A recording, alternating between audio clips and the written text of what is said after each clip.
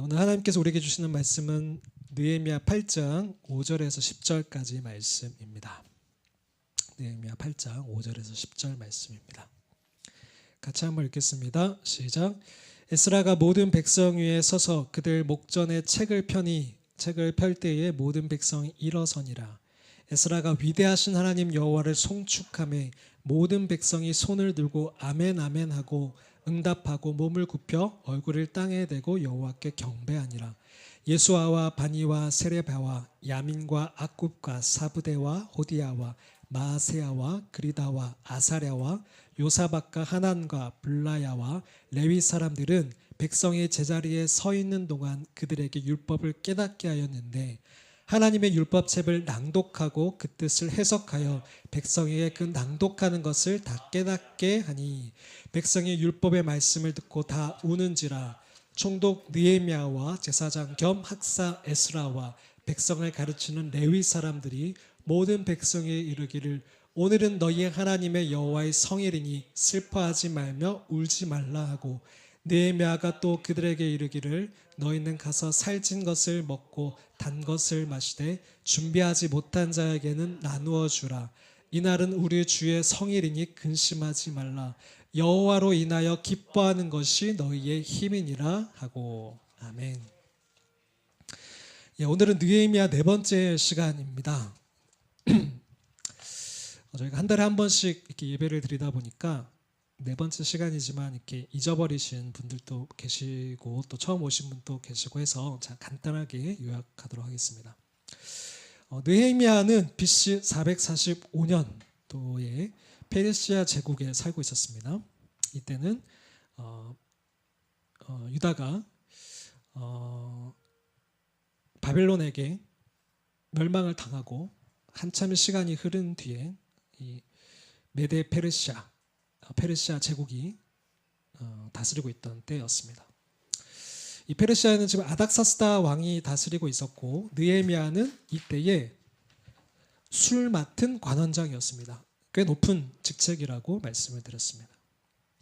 근데 이 느헤미야는 하나님을 사랑하고 기도하는 사람이었습니다. 그리고 행동하는 사람이었습니다. 그래서 하나님의 일과 백성들에게 관심을 가지는 자였습니다.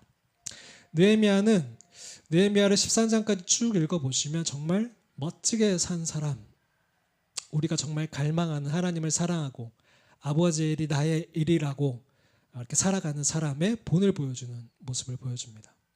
근데 느헤미야가 어떻게 이러한 삶을 살았는가, 어떻게 이렇게 두잉을 했는가, 그것은 1장에서 느헤미야가 어떠한 자세를 가지고 있었는가, 어떤 비잉의 사람이었는가를 보면 우리가 많은 것을 배울 수가 있습니다. 첫 번째, 느헤미야는 하나님의 나라에 관심을 가지는 자였습니다. 하나님의 나라의 상황을 묻는 자였습니다. 제가 여러 번 말씀을 드리지만 이 시대는 하나님의 나라에 무슨 일이 있든, 하나님의 백성들에게 무슨 일이 있든, 선교지에 어떤 일이 있든 들어도 춤추지 아니하고 들어도 울지 아니하는 때와 같다라고 말씀을 드렸죠. 근데 느헤미야는 달랐습니다. 느헤미야는 관심을 가졌고 물었습니다. 그리고 느헤미야는 그것을 들은 다음에 진심으로 반응했습니다. 하나님의 아버지의 마음으로 함께 울었죠. 며칠을 울었습니다. 그리고 느헤미야는 이 문제를, 이 거대한 문제를, 자기 혼자 풀 수 없는 이 문제를 푸실 수 있는 오직 유일한 한 분, 여호와께 들고 가서 기도하는 사람이었습니다. 기도는 믿음의 표현입니다. 이 문제를 해결할 수 있는 분에 대한 믿음이 없으면 기도할 수 없습니다. 느헤미야는 또 한 가지, 공동체를 그래서 비난하는 자리에 앉지 아니하고 공동체와 나를 동일시했습니다.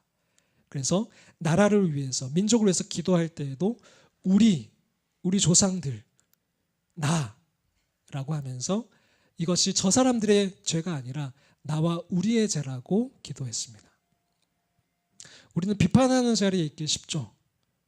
그러나 느헤미야는, 또 성경에 나오는 중보 기도자들은 하나님의 나라를 살면서 내가 저들을 어떻게 해줘야지, 나는 아니지만 저들은 잘못된 사람들이야, 하지만 내가 하나님 때문에 어떻게 해주겠어, 이런 자세가 아니라 우리의 죄, 나의 죄라고 동일시했다라는 것입니다.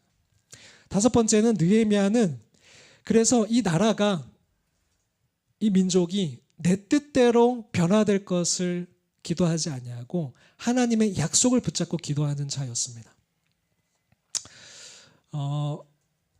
교회 안에도 나라를 위해서 기도할 때 아니면 교회를 위해서 기도할 때 내 뜻대로 내가 원하는 방향대로 이루어지기를 기도하는 경우들이 있죠. 그런데 느헤미야는 하나님의 약속을 붙잡고 기도하는 자였습니다.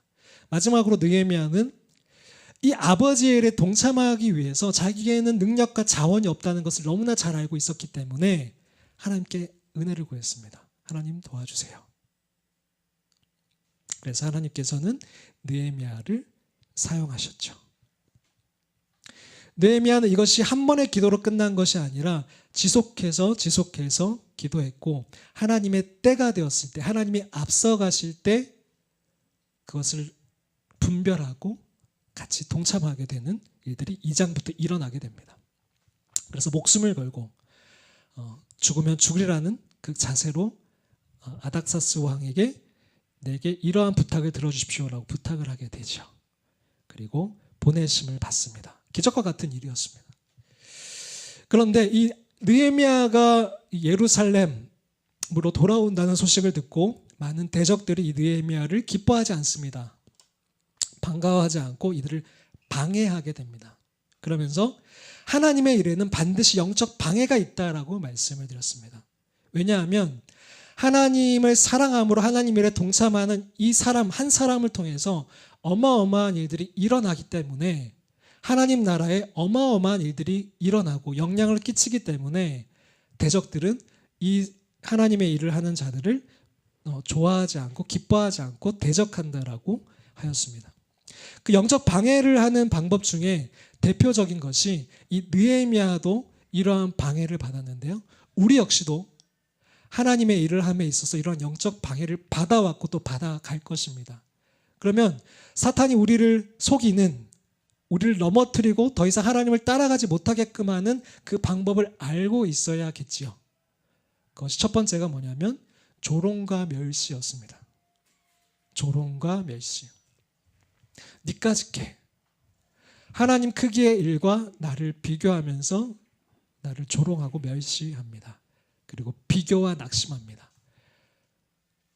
그 일을 아니면 감당하고 있는 사람들과 아니면 세상 밖에 있는 사람들과 나는 하나님을 따라간다고 하는데 교회 안에 있지만 하나님의 일은 관심이 없는 사람들과 비교하게 하고 낙심하게 합니다. 하나님을 따라간다고 하면서 너 왜 그렇게 살아? 너 왜 반지하에 사니? 또 그 빚은 왜 이렇게 많니? 비교하고 낙심하게 합니다. 세 번째는 정말 많은 관계로 많은 사람들을 쓰러뜨렸던 관계가 바로 두려움입니다. 두려움은 인간이 하나님을 떠나고 찾아온 감정입니다. 아담과 하와가 죄를 짓고 나서 두려움을 느꼈죠. 두려움이라는 감정은 하나님이 주신 게 아니다라고 말씀을 했습니다. 성경에 보면 사탄은 수없이 이 두려움이라는 불화살을 하나님의 사람들에게 쏘아댔습니다. 여기에 두려움을 느낀 사람들은 그 두려움 때문에 더 이상 하나님을 쫓아가지 못하고 돌아서게 되는 것을 보게 됩니다. 대표적으로 가나안 땅을 앞에 두고 12 정탐꾼이 들어갔다가 10명의 정탐꾼들이 두려움을 전념시켰죠. 그 두려움 때문에 이스라엘 백성들이 어떻게 했습니까? 돌아가자라고 했죠. 많은 경우 우리도 이렇게 두려움을 느끼면 하나님을 쫓아가다가 이 두려움을 느끼게 되면 우리 집에 큰일이 생기는 거 아니야? 내 앞길에 무슨 일이 생기는 거 아니야? 내 자녀들에게 무슨 일이 생기는 거 아니야? 이 두려움 때문에 더 이상 하나님을 못 쫓아가는 경우들이 생기게 되죠. 이 두려움을 쫓아내는 것에 대해서 느헤미야는 어떻게 이 두려움을 물리쳤냐면 이 두려워하다가 히브리 말로 야레라는 말인데 이 두려워하다라는 것과 경배하다라는 것과 같은 말이라고 했습니다. 야레라는 말이. 그러니까 하나님을 경외할 것이냐 사람을 두려워할 거냐에 선택하는 것이라고 했습니다. 우리가 하나님을 두려워하면 하나님만을 두려워하면 사람을 두려워하지 않게 되고 이 두려움이 물러나게 된다라고 했습니다. 그러나 우리가 하나님을 경외하지 않고 경홀히 여기면 우리는 사람을 두려워하게 되고 세상 모든 것을 두려워할 수밖에 없게 됩니다. 느헤미야는 하나님을 경외하는 자였습니다. 사탄은 계속해서 느헤미야를 간계로 두려움을 넣어주려고 했지만 느헤미야는 그때마다 하나님께 돌아서서 하나님, 쟤들 좀 보세요. 하나님, 저들이 나를 두렵게 합니다. 저들이 나를 속입니다. 라고 바로 아뢰었어요. 그리고 하나님만을 사랑할 때 이 사랑이 두려움을 내어 쫓는다라고 했습니다. 그리고 또 한 가지는 하나님을 우리가 두려워하고 하나님을 사랑하지만 내가 해야 될 일이 있다고 했습니다.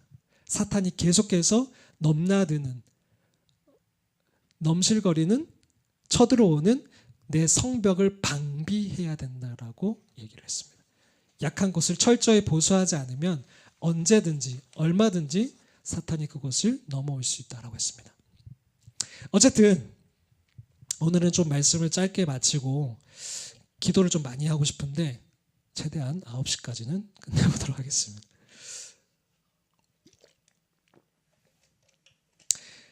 이렇게 사탄의 간계를 넘어서 느헤미야는 결국 성벽을 완공했나요?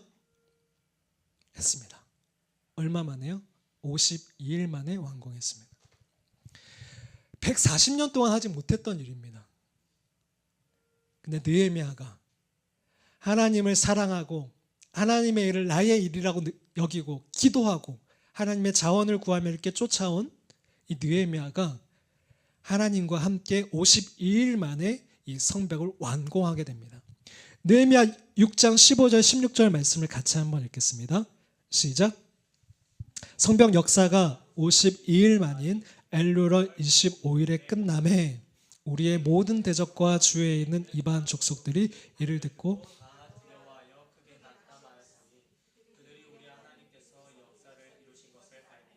네, 성벽 역사가 52일 만인 6월 25일에 끝났습니다.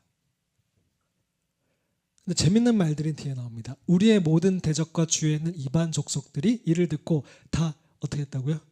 두려워했어요. 이들에게 두려움을 넣어줘서 이것을 하나님의 일을 그르치려고 했던 이들이 두려움을 느꼈고 오히려 그들이 낙심하게 되고요. 그들이 우리 하나님께서 이 역사를 이루신 것을 알게 되었습니다. 얼마나 감사한 일입니까? 그럼 이제 끝났잖아요. 그죠? 성벽 지었으니까 끝났죠. 이제 끝나면 6장으로 끝나면 됩니다. 다 된 거 아닌가요? 성벽 지었으니까 목표를 이루었지 않습니까?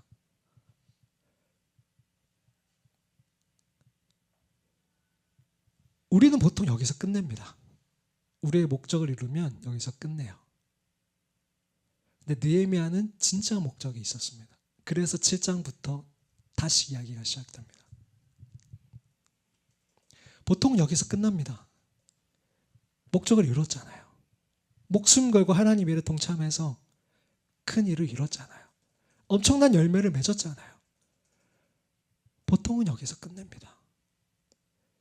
근데 느헤미야는 진짜 목적이 있었습니다. 느헤미야의 관심은 이 성벽을 짓고 이 성벽을 축하하는 일에 있지 않았습니다.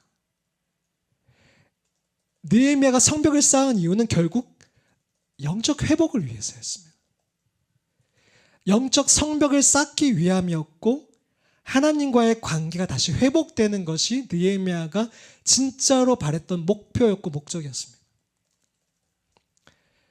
지난날 오래전에 자신의 조상들이 그 솔로몬의 성전을 짓고 성벽을 짓고 거기서 정말 엄청난 왕국 속에서 부강한 나라 속에서 얼마나 기쁘게 살았습니까? 그런데 그 튼튼한 성벽 때문에 그 나라가 계속해서 영원했습니까? 영원할 수 있었습니까? 아니요. 그들의 예배가 무너짐으로 말미암아 그 성벽이 아무리 견고했음에도 그 나라는 무너졌습니다. 그들은 종이 됐습니다. 느헤미야는 그걸 너무나 잘 알고 있었어요.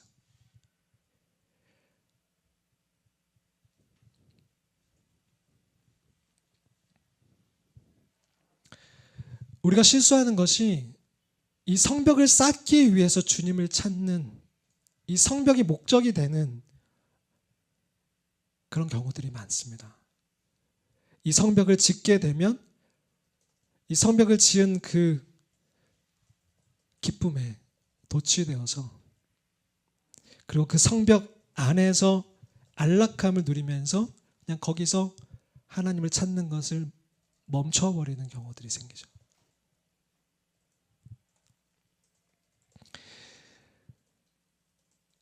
그러나 느헤미야는 7장 1절 2절을 넘어가면서 어떤 것을 준비하냐면 예배 회복을 준비합니다.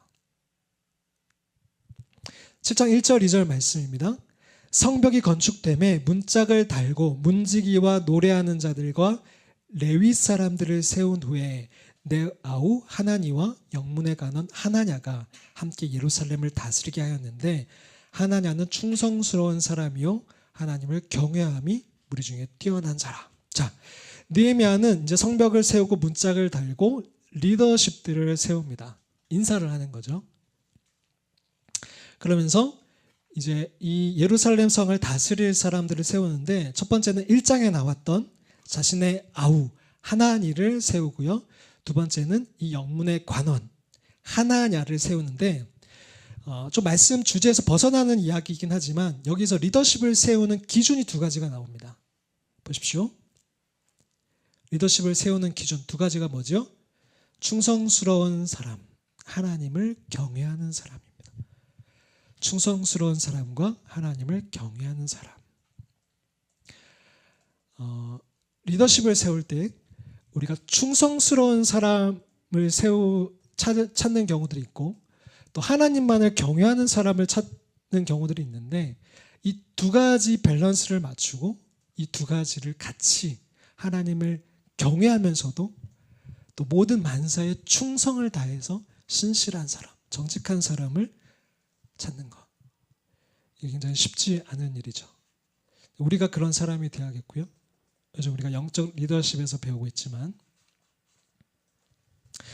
어쨌든 느헤미야가 두 리더십을 세우는데, 하나냐는 충성스러운 사람이었고 하나님을 경외하고 무리 중에서 뛰어난 자였습니다. 어쨌든 리더십을 세우는 건 당연한데, 느헤미야가 지금 이 두 사람을 세우기 전에 누구를 먼저 세우는지를 주목해 보십시오. 느헤미야의 목적을 볼 수가 있습니다. 느헤미야의 목적은, 첫 번째 목적은 문지기와 노래하는 자들과 레위 사람들을 세운 후에 이 리더십을 세우는데, 이 느헤미야의 목적은 결국 예배였습니다. 예배. 이 성벽을, 성 안을 잘 다스리는 사람을 세우는 이유도 결국 예배를 잘 드리기 위해서였습니다. 예배 회복을 위해서 리더십들을 세운 거죠. 노래하는 자들과 레위 사람들을 세웁니다.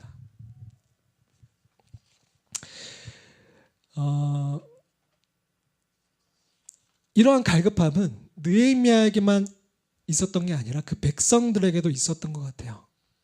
좋은 지도자 밑에서 그 영향을 받았던 거겠죠.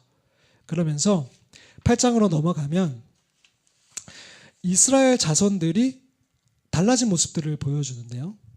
이스라엘 자손들이 자기들의 성읍에 거주하였더니 일곱째 달에 이르러, 그러니까 이스라엘은 일곱째 달이 새해입니다. 새해 첫째 날에 이르러 모든 이스라엘 백성들이 일제히 수문학 광장에 모여듭니다. 그리고 학사 에스라에게, 이 학사는 기록관, 서기관이기도 하고요. 그리고 학자이기도 하고요. 그리고 높은 관료이기도 했다라고 합니다. 이 에스라를 불러서, 이 에스라는 느헤미야 앞 그 성경책을 보면 에스라서가 있죠. 그 에스라입니다. 두 번째 포로 귀환을 이끌었던 그 에스라를 불러서 자신들에게 말씀을 가르쳐 줄 것을 청합니다. 그러니까 이 이스라엘 백성들도 성벽을 지었지만 채워지지 않는 그 갈급함 속에서 에스라를 불러서 자기들이 스스로 말씀을 듣기를 청했다라는 거죠. 8장 2절 말씀 같이 한번 읽어주십시오. 시작. 일곱째 달 초하루에 제사장 에스라가 율법책을 가지고 회중 앞 곧 남자나 여자나 알아들을 만한 모든 사람 앞에 이르러. 자, 언제? 아까 말씀드렸듯이 일곱째 달 초하루에 1월 1일에 제사장 에스라가 율법책을 가지고 누구를 데리고 남자나 여자나 말을 알아들을 만한 모든 사람 앞에, 모든 사람을 불러서 그 앞에서 이제 말씀을 읽기 시작합니다. 8장 3절 말씀. 수문 앞 광장에서 새벽부터 정오까지, 그러니까 6시간, 최소한 6시간 동안 말씀을 낭독하기 시작합니다. 남자나 여자나 알아들을 만한 모든 사람 앞에서 읽음에 이 뭇 백성이 그 율법책에 어떻게 했다고요? 귀를 기울여 계십니까? 제가 오늘 좀 특별히 성경 말씀을 계속 읽어 나갈 거거든요. 귀를 기울여 주십시오. 수문 앞 광장에서, 이 수문이 그 말 그대로 물이 흐르는 문 앞이에요. 물이 흐르는 문 앞. 그러니까 이들의 목마름을 마치 표현이다 하듯이 그 수문 앞 광장에서 말귀를 알아듣는 남자나 남녀노소를 모두 다 나와서 에스라 학사 에스라에게 말씀을 읽어달라고, 가르쳐달라고 했습니다. 최소 6시간. 불가능한 일일까요? 최소 6시간 말씀을 듣는다라는 것이. 여러분 어떻습니까? 해보셨습니까? 말씀 6시간? 저희 주일 예배가 많이 길다고는 하지만 6시간까지 간 적이 있나요? 한번 해보고는 싶습니다. 그죠? 한번 부탁드려보고 싶기도 하고 가능하실 것 같은데. 네. 근데 오늘 저희 아들도 지금 11살인데 학교에서 지금 에버랜드를 갔어요. 에버랜드를 갔는데 개장 시간부터 줄 서서 기다려서 이제 폐장 시간까지 논다고 하더라고요. 어마어마한 체력이지 않습니까? 네. 근데 그 아이들이 놀기만 그렇게 노는 게 아니라 그 아이들이 참 잘 가르치는 게 뭐냐면 그 아이들조차도 예배를 드릴 때 보면 찬양 시간만 하더라도 지난 RGW 키즈를 보니까 1시간 40분 정도를 찬양을 하더라고요. 그리고 또 말씀 전하고 또 기도의 시간 가지고 아이들도 할 수 있다는 거죠. 근데 우리가 계속해서 우리의 그 요구와 마음대로 그 시간들을 줄여가고 마치 그것이 넘어가면은 큰 잘못이 나는 것처럼,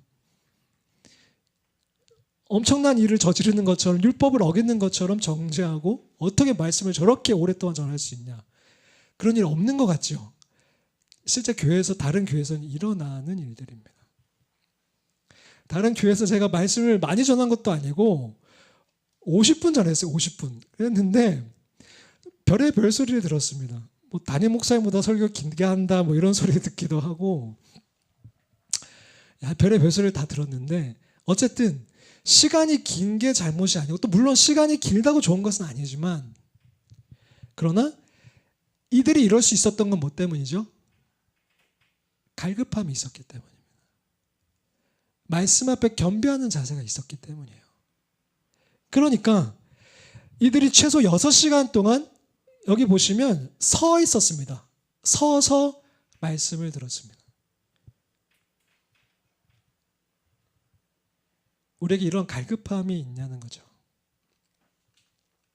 8장 4절 말씀 같이 한번 읽겠습니다. 시작. 그때 학사 에스라가 특별히 지은 나무 강단에 서고 그의 곁 오른쪽에 선 자는 mat디야와 스마야와 아나냐와 우리야와 힐기야와 마아세야요, 그의 왼쪽에 선 자는 부다야와 미사엘과 말기야와 하숨과 하스바다나와 스가랴와 물실람. 학사 에스라가 그 집회를 위해서, 부흥 집회를 위해서 특별히 지은 나무 강단에 섰습니다. 그리고 오른쪽에는 6명이 섰고요, 왼쪽에는 7명이 섰습니다. 그리고 8장 5절 말씀에 에스라가 모든 백성 위에 서서 그들의 목전에서 책을 폈습니다. 어떤 책일까요? 네, 하나님의 말씀이죠. 말씀이 펴니까 그때 모든 백성이 어떻게 했죠? 일어섰습니다. 하나님의 말씀이 낭독되려고 하니까 모든 백성이 그 말씀 앞에 겸비하는 자세로 일어섰다는 거죠. 어디 하나님의 말씀이 낭독되는데 앉아있을 수 있냐, 이런 자세였던 거죠. 이런 갈급함이 있었다는 겁니다. 물론 지금 우리가 말씀을 읽을 때 다 일어서서 듣는 건 아니지만 어떤 교회에서는 이런 전통들이 있습니다. 하나님의 말씀이 봉독될 때에는 그 자리에 일어나서 말씀을 듣기도 합니다. 근데 그런 것보다 중요한 건 뭐냐면 정말 우리가 이 하나님의 말씀이 들려질 때 그 말씀 앞에 이러한 겸비하는 자세가 있냐는 거죠. 지금 이스라엘 백성들은 이 말씀 앞에 겸비하고 있습니다. 이러한 자세들이 나중에 9장에서 어떠한 일들이 일어나는지를 잘 보십시오. 8장 6절 말씀 읽어주십시오. 시작. 에스라가 위대하신 하나님 여호와를 송축하며 모든 백성이 손을 들고 아멘 아멘 하고 응답하고 몸을 굽혀 얼굴을 땅에 대고 여호와께 경배하니라. 예, 에스라가 하나님을 송축합니다. 어떤 하나님? 위대하신 하나님. 그리고 모든 백성이 손을 들고 아멘 아멘. 네, 그렇게 될 것을 믿습니다. 라고 아멘 아멘 하고 응답하고 그 말씀 앞에 엎드려 얼굴을 땅에 대고 여호와께 경배합니다. 뭐 하는 거죠? 예배합니다.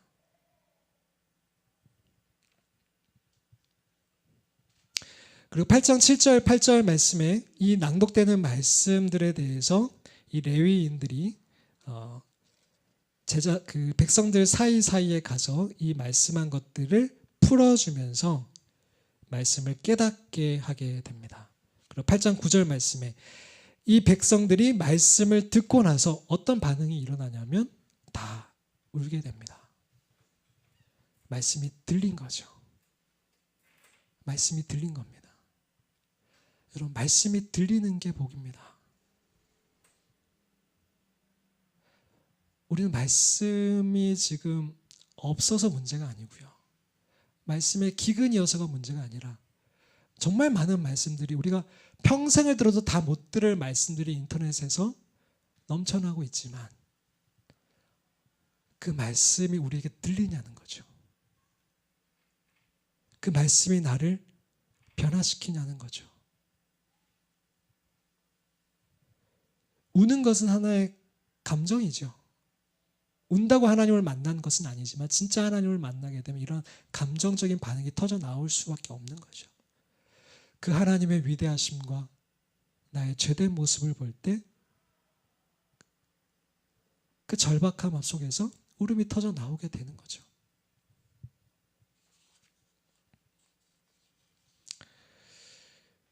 하나님의 말씀이 들리는 게 복이라고 했는데 제가 청년들 사역을 하면서 그 말씀이 들리기 시작할 때 청년들이 진짜 이전과 이후로 달라지는 모습들을 보게 됩니다. 그러니까 어떤 학생은 아버지가 되게 폭력적이어서 그 폭력적인 그 가정에 대한 그 스트레스를 도벽으로 해소하는 아이가 있었습니다. 경찰서도 들락날락거리고. 근데 감사하게도 그 아이가 주일날 예배는 왔어요. 자더라도 졸더라도 어떻게 됐는지 모르지만 그 말씀이 그 귀에 들렸던 것 같아요. 들렸어요. 그 말씀이 그 아이의 마음을 때린 거예요. 깨트린 거죠. 그 아이가 조금씩 변화되면서 하나님을 더 알고 싶어서 제자 훈련을 하고 싶다고 했고 그러면서 그 아이가 변화되기 시작했어요. 또 어떤 아이는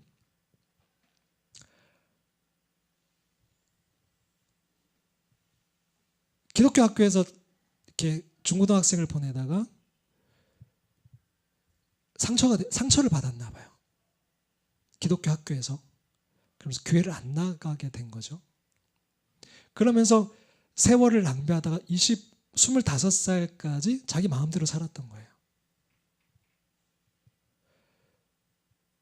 그러다 이제 군대를 가야 되니까 더 이상 군대를 늦추지를 못하니까 군대를 가야 되는 그때에 엄마가 마지막으로 부탁을 하신 거예요. 너 제발 한 번만 군대를 가져가 아니라 교회를 가져, 예배를 가져. 한 번만 부탁이야. 얘가 자기도 또 좀 불안한 마음이 있으니까 군대 가면서 내가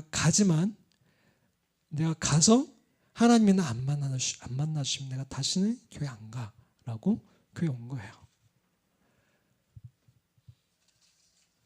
근데 하나님이 말씀이 그 아이에게 들린 거예요.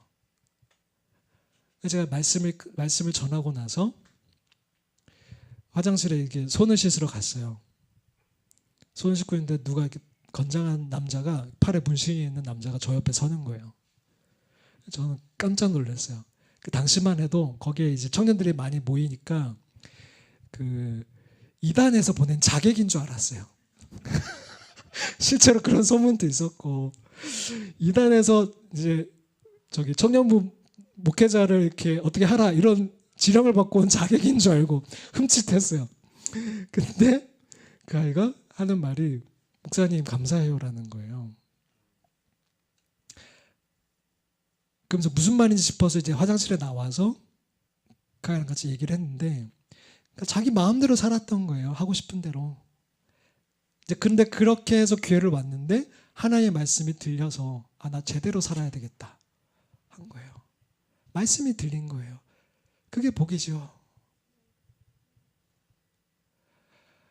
수많은 사람들이 앉아서 말씀을 듣지만 저게 나랑 무슨 상관이야 하는 사람이 있잖아요. 우리도 때론 그렇잖아요. 마음이 강팍해지면 저 말씀이 나랑 무슨 상관이야 할 때가 있잖아요. 근데 그 말씀이 정말 나의 말씀으로 이렇게 박힐 때, 주님의 말씀이 나에게 말씀이 될 때 그게 얼마나 큰 복인지. 근데 그 아이가 주섬주섬 뭘 꺼내더라고요. 목사님 이거 좀 버려주세요. 담배였어요. 담배. 제가 차마 교회에서 담배를 이렇게 들고 다닐 수는 없으니까 같이 버리자 해가지고 그걸 들고 두 손 모아서 같이 이렇게 버렸어요. 그리고 안아줬어요. 너무 좋아서, 고마워서. 그런 청년들이 있었어요. 근데 그렇지 않은 청년들도 있었죠. 말씀이 전해졌지만 저게 나랑 무슨 상관이야. 더한 죄인이었지만, 경찰서를 들락날락하는 죄인이었지만 그 말씀이 들려서 하나님께 자복하고 이렇게 이스라엘 백성들처럼 그 앞에 엎드려서 통곡하며 울면서 주님 저를 살려주세요. 저 제대로 살고 싶어요.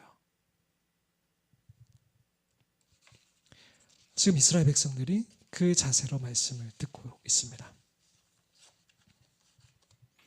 그러면서 그 다음 날, 7월 1일 다음 날, 그 말씀을 듣는 게 너무 좋아서 6시간을 서서 들었는데 그 말씀을 듣고 나서도 그 다음 날 여러 사람들이 에스라에게 가서 말씀을 더 알려달라고 했어요. 그러면서 그 말씀을 보다 보니까 초막절이라는 것을 알게 됐어요. 이 초막절은 이스라엘 백성들이 하나님이 이끄셔서 출애굽해서 광야에서 장막을 짓고 살던 그때를 기억하기 위해서 지냈던 절기예요. 그것을 기억하기 위해서, 하나님이 우리를 사랑하셨던 그 첫사랑을 기억하기 위해서 보냈던 절기예요. 이런 절기가 있었구나, 이거를 우리도 합시다 라고 하면서 초막절을 시행하게 됩니다. 그때도 하나님의 말씀이 계속 낭독되었습니다. 7일 동안. 그리고 9장에 와서 그 초막절이 끝나고 그달 7월 24일 9장 1절, 이스라엘 자손이 다 모여 금식하며 굵은 베옷을 입고 티끌을 무릅쓰며, 이스라엘 백성들이 하나님의 말씀과 그 기준이 계속해서 들리니까 자신들의 모습과 이렇게 대조해서 자신들이 얼마나 거기서 비껴나 있는지를 알게 되니까 지금 회개하기 시작하는 겁니다.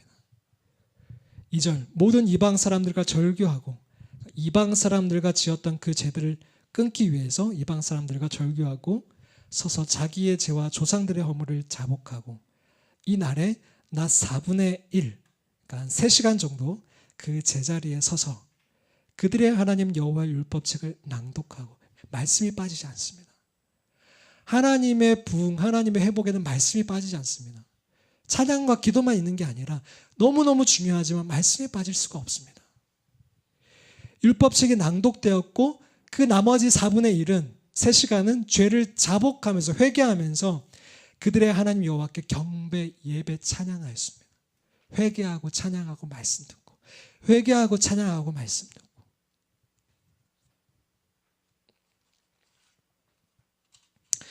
그러면서 9장 4절부터 마지막 절 38절까지 제가 이제 마무리하면서 쭉 읽어드릴 텐데요. 저는 이 구절을 읽으면서 내가 이러면 정말 안 될 텐데 라는 정말 그 절박함이 들었어요. 그러니까 내가 나중에 나이가 들어서 내가 그때의 그 하나님과의 관계, 그 사랑이 그랬었는데, 썼었는데 과거형이 되면 안 될 텐데 라는 그 절박함이 들더라고요. 몇십 년을 돌아서 그 시간을 낭비하고, 물론 돌아오면 다행이지만, 돌아와서 감사하지만 이들이 그 긴 시간을 허비하고 이렇게 와서 우리가 그러한 죄를 지었습니다라고 하나님 앞에 엎드리는 그 시간을 낭비하지 않았으면 좋겠다. 그 간절함이 들었어요.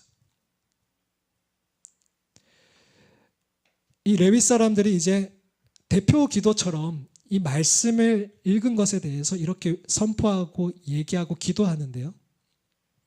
결국 무슨 말이냐면 하나님이 우리를 사랑하셨고 우리를 언약을 맺으셨고, 그러나 우리는 그 언약을 저버렸고 내가 중심이 됐고 내 마음대로 살았고, 근데 하나님은 돌아오라고 하셨고 그래서 선지자를 보내셨지만 그들은 듣지 않았고, 그래서 하나님이 어쩔 수 없이 매를 드셔야 했고 그 일이 반복되었음을, 그래서 이 자리까지 왔음을 얘기를 합니다.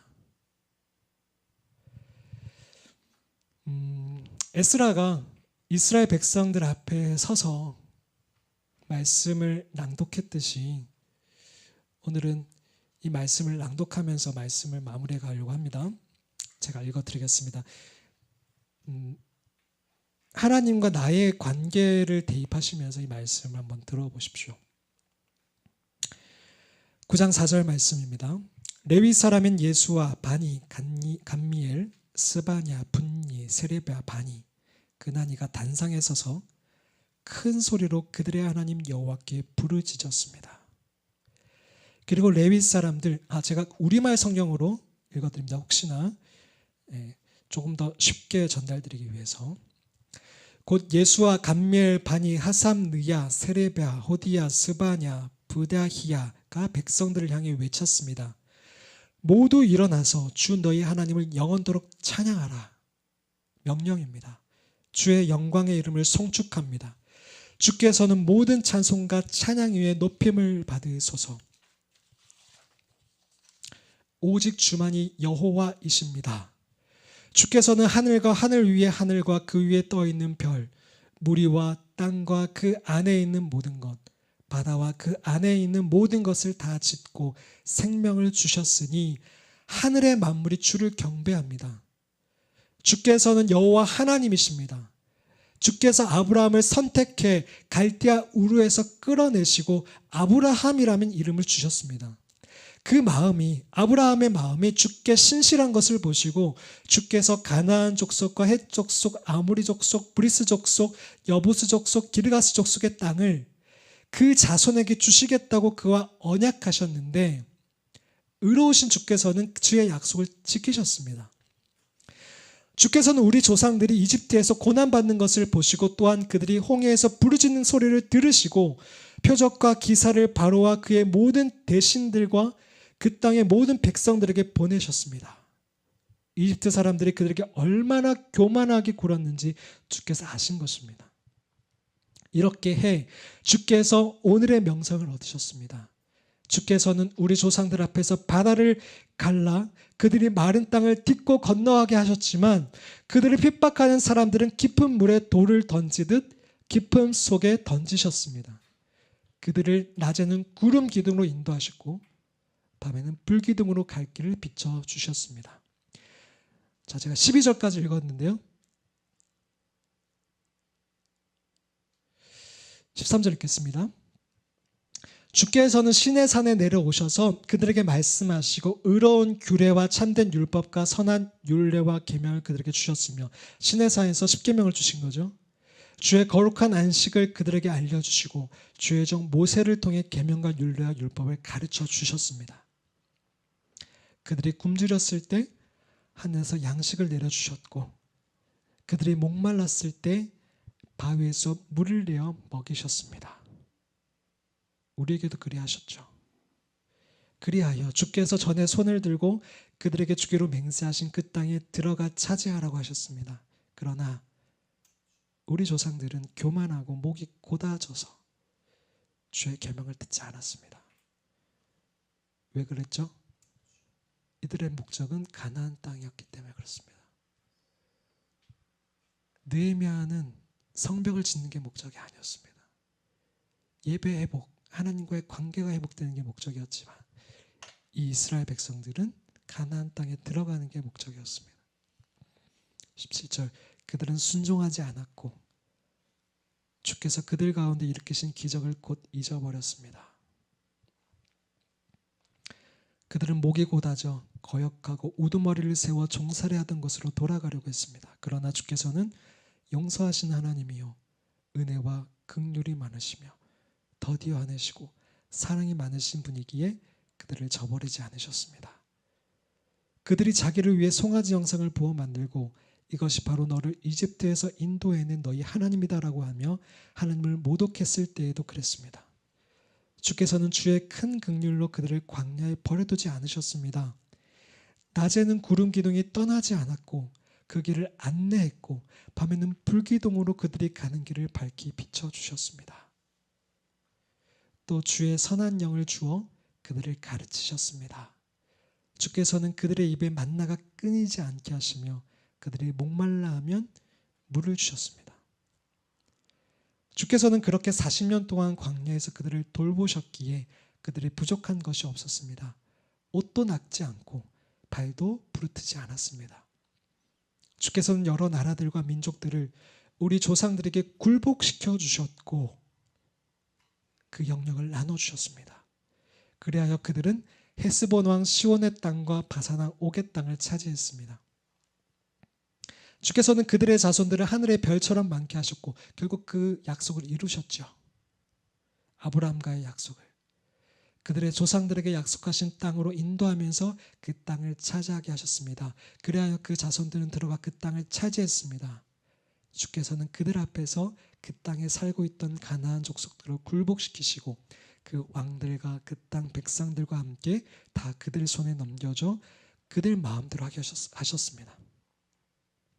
그들은 굳건한 성들과 비옥한 땅을 점령하고 온갖 좋은 것들로 가득한 집들과 파놓은 우물과 포도원과 올리브 나무숲과 풍성한 과일 나물들을 다 차지했으며 배불리 먹어 살찌고 주님께서 주신 큰 복을 누렸습니다.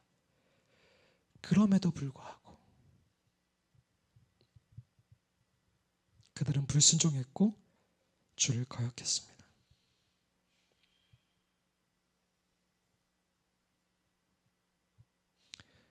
이들만이 이랬습니까?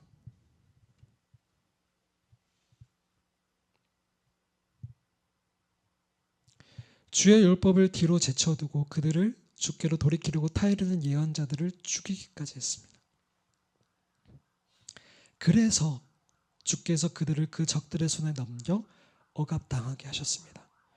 그러나 그들이 고통 가운데 주께 울부짖으면 주께서 하늘에서 들으시고 주의 큰 긍휼을 베푸셔서 그들에게 구원자들을 주시고 그들을 원수의 손에서 구해내셨습니다. 그러나 그들은 평안해지면 또다시 주 앞에 악행을 저질렀습니다. 그때에는 주께서 그들을 원수의 손에 그냥 내버려둬 그들을 원수의 지배 아래 두셨습니다. 그러다가도 그들이 다시 돌이켜 주께 부르짖으면 주께서 하늘에서 듣고 주의 긍휼로 그들을 때마다 구해주셨습니다.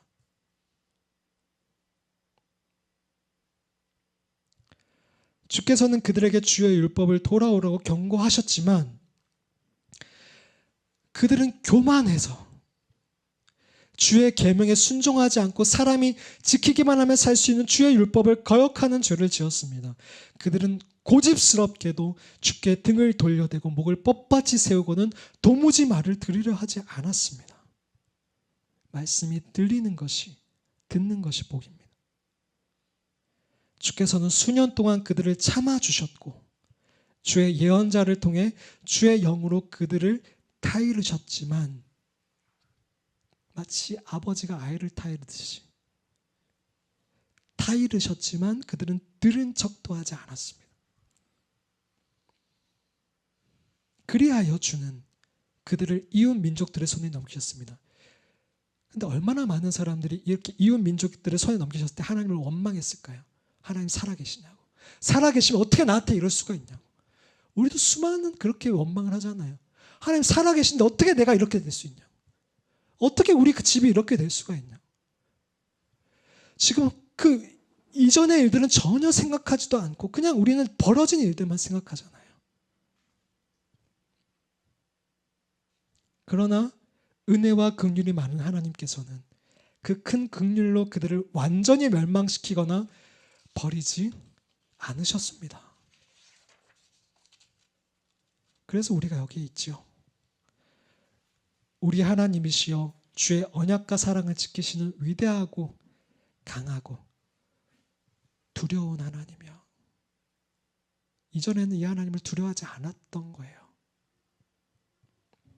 아시리아 왕들이 쳐들어온 날부터 오늘까지 우리와 우리 왕들과 우리 왕자들과 우리 제사장들과 우리 예언자들과 우리 조상들과 주의 모든 백성들이 겪은 이 모든 고난을 작은 것으로 여기지 마소서. 우리에게 이 모든 일이 일어난 것은 주의 잘못이 아닙니다. 당연하죠. 주의 잘못이 아니죠. 누가 하나님께 손가락질할 수 있습니까? 우리가 잘못한 거죠.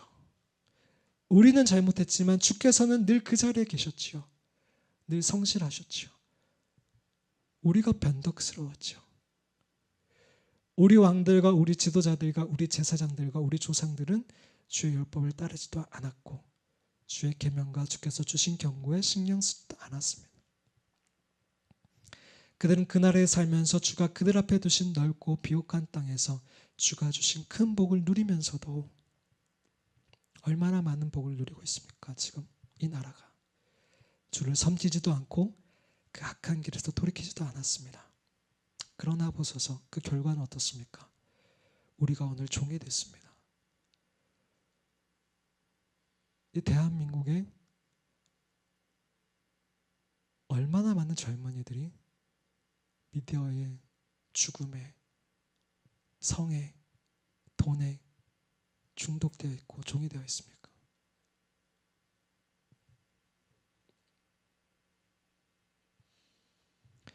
주께서 우리 조상들에게 그 땅이 내는 과일과 다른 좋은 것을 먹으라고 주신 그 땅에서 우리가 종이 됐습니다. 우리 죄들 때문에 이 땅의 풍성한 소산이 주께서 우리 죄를 벌하시려고 세우신 이방 왕들의 것이 됐습니다. 하나님이 우리에게 주신 것인데 다 빼앗기고 있는 거죠. 이단들에게 세상에 다 빼앗기고 있는 거죠. 좋은 것들을. 좋은 말들도 빼앗기고 있습니다. 심지어는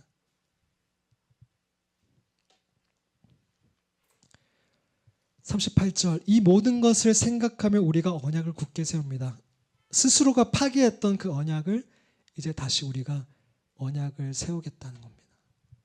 그리고 이스라엘 백성들이 제사장들이 레위 사람들이 서명을 합니다. 그 이야기가 이제 10장으로 넘어가게 됩니다. 결국 뭐 때문에 그랬습니까? 이스라엘 백성들이 이 악순환을 반복했던 것은 결국 자기중심적인 신앙이었습니다. 하나님만이 목적되는 그분만이 나의 목적이 아니라 내 목적을 위해서 하나님을 수단 삼는 거기서 벗어나지를 못했습니다. 그래서 하나님만을 알고 사랑하는 것이 우리 신앙의 본질이라는 겁니다.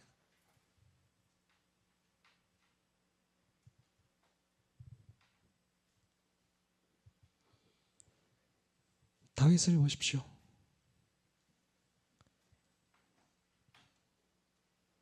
그에게는 하나님이 수단이 아니었고 목적이었습니다. 느헤미야도 그랬습니다. 느헤미야도 하나님이 주신 그 안락한 성에서 페르시아 궁전에서 있는 것이 목적이 아니었고 하나님의 나라를 위해서 그것을 수단 삼을 줄 알았습니다. 우리가 조심해야 될 우상이 그것입니다. 우리 젊은이들이 조심해야 될 우상이 안락함입니다. 편안함이에요. 하나님 안에서 하나님이 우리를 안락하게 하시고 편안하게 하실 수 있습니다. 그러나 그것이 목적이 되어버리면 우리는 하나님을 따라갈 수가 없습니다.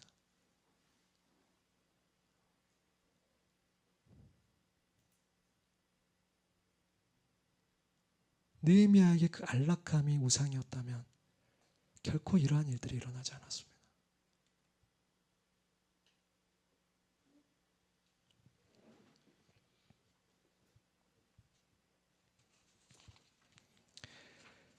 말씀을 마무리하겠습니다. 성벽을 세운 느헤미야는 거기에 만족하지 않고 하나님의 백성들의 내면의 영적인 성벽을 다시 회복시키고자 합니다. 느헤미야의 목적은 예배였습니다. 성벽은 궁극적으로 예배 회복을 위한 것이었습니다. 그러고 보면 느헤미야는 우리가 잘 알면서도 너무 쉽게 틀리는 것들을 느헤미야는 아는 대로 제대로 살아갔던 사람입니다. 결국은 느헤미야는 하나님만을 사랑했기 때문이었고 하나님만을 기뻐하는 자였기 때문입니다. 하나님이 목적이었기에 자신의 높은 지위와 직업을 수단 삼을 줄 알았고 쉼없이 공격해오는 대적을 두려움에서 맡겨진 사명을 멈추지 않고 하나님만을 경외함으로 이겨낼 수 있었습니다.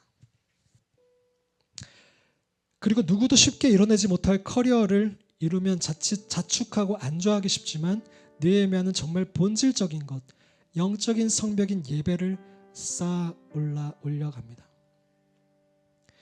여기 우리 중에, 저를 비롯해서 우리 중에 견고한 나의 외적인 성벽을 쌓는 것을 목적으로 정신없이 하루를 살고 있는 분이 계십니까?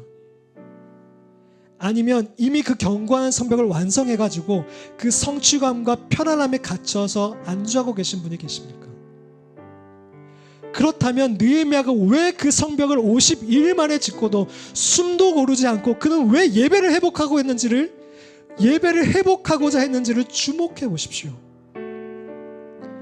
내면이 무너지고 예배가 붕괴된 외적인 성벽은 결코 영원하지 않습니다. 안전하지 않습니다. 채워지지 않는 목마름으로 금방 갈증이 날 것이고요. 적들이 그 성벽을 뚫고 들어올 것입니다. 우리나라가 찾아보기 힘든 경제 성장을 이루는 그 성벽을 쌓았음에도 자살과 수많은 중독에 빠져 있는 것만 봐도 알지 않습니까? 한국교회가 멋진 예배당을 짓고도 생명력을 잃는 것만 봐도 알지 않습니까? 나만 하더라도 입학과 입시라는 성벽을 쌓고 나면 그것이 정말 완벽한 성벽이었습니까? 느헤미야가 백성들에게 한 말을 다시 기억하십시오. 느헤미야 8장 10절 말씀입니다. 여호와로 인하여 기뻐하는 것이 너희의 힘이니라. 이 힘은 히브리어로 마우즈, 즉 요새, 견고한 성이라는 뜻입니다. 다시 의역하면 하나님을 사랑하고 기뻐하는 것이 나의 견고한 성벽이다라는 선포입니다. 성벽을 쌓는 것을, 그 안에 안락하게 거주하는 것을 목적으로 삼으면 이스라엘과 같은 실수를 반복하고 마는 것입니다. 여호와로 인하여 기뻐하는 것이 너희의 힘이니라. 우리 다시 한번 이 고백을 드립시다. 하나님을 사랑하고 기뻐하는 것이 나의